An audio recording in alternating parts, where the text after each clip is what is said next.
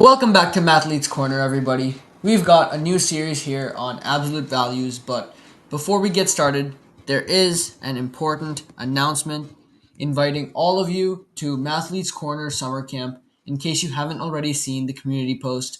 Now that it's summertime, I know a lot of you are getting into some more competition prep, and all the info is on the flyer here, and all proceeds will be donated.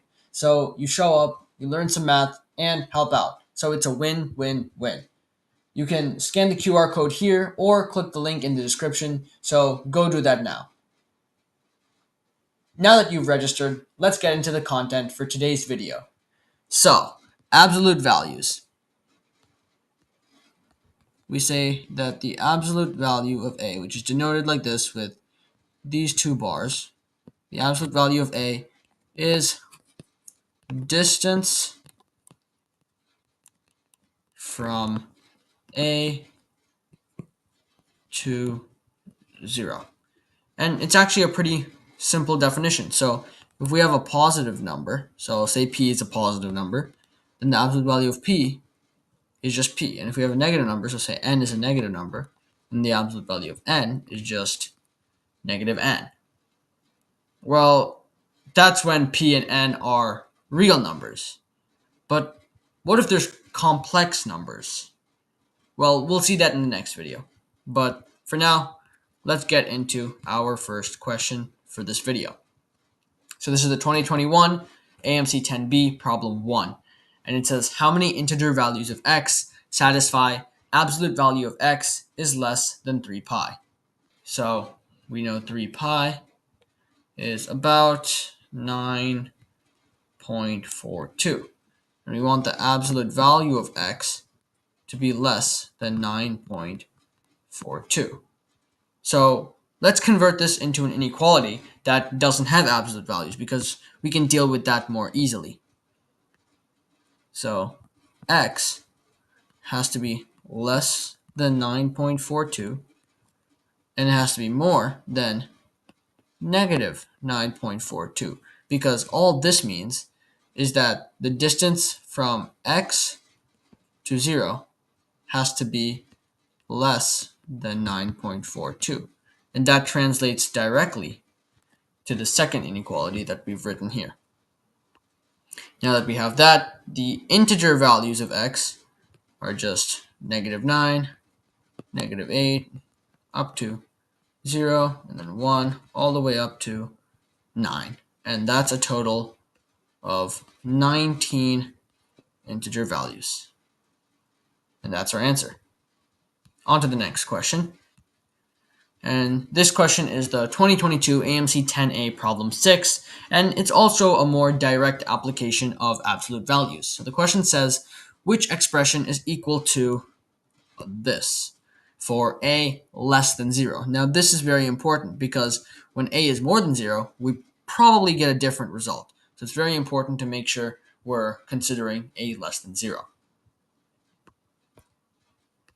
So let's try evaluating whatever is in the inside of this absolute value.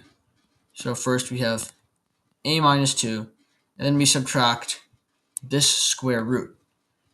So the key here is identifying, is this square root equal to a minus 1, or is it equal to 1 minus a?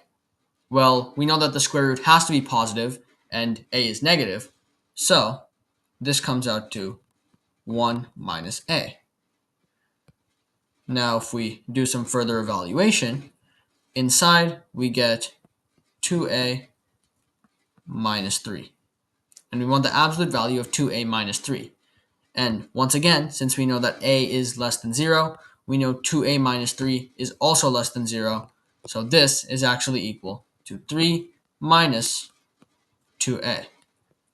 And that's our answer. And here, that is option A. Now, on to the next question. And the next question uses the idea of graphing. It's important to realize that absolute value, somewhat like equations y equals x squared, y equals 2x, absolute value also has a graph. And the graph looks something like this. This has a slope of 1, and this segment has a slope of -1. Now let's take a look at this question. This is the 2016 AMC 10B problem 21. It says, what is the area of the region enclosed by the graph of the equation x squared plus y squared equals absolute x plus absolute y?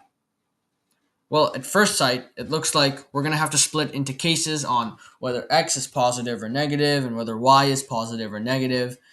And that's 4 cases, and we don't want to deal with 4 cases. So let's try simplifying, maybe condensing it all into one case. So we notice that if x comma y is a solution, what else can we say is a solution? Well, negative x comma y is also a solution because this quantity and this quantity, so x squared and absolute x, they maintain the same value.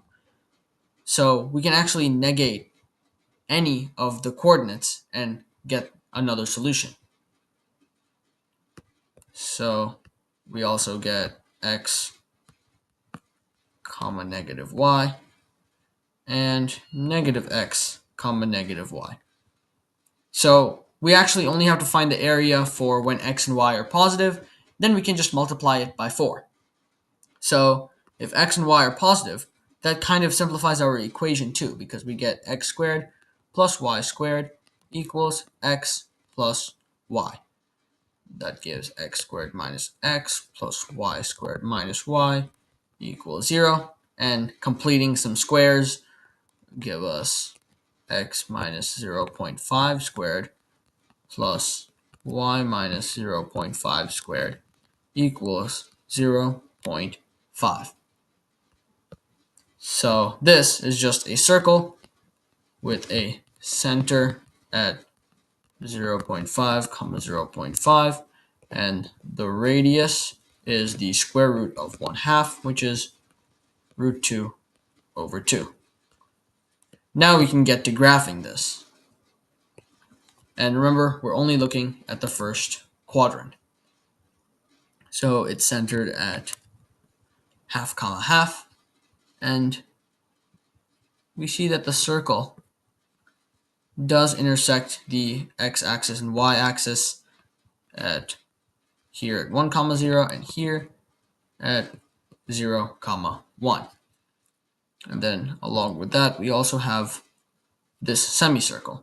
So the region in the first quadrant is just this triangle along with this semicircle.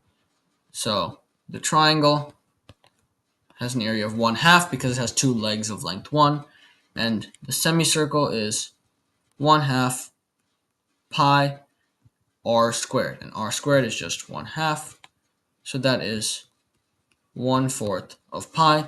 And remember, we do have to multiply this by 4 for each of the quadrants. So we get 1/2 plus 1/4 pi, all multiplied by 4, is equal to 2 plus pi, and that is option B.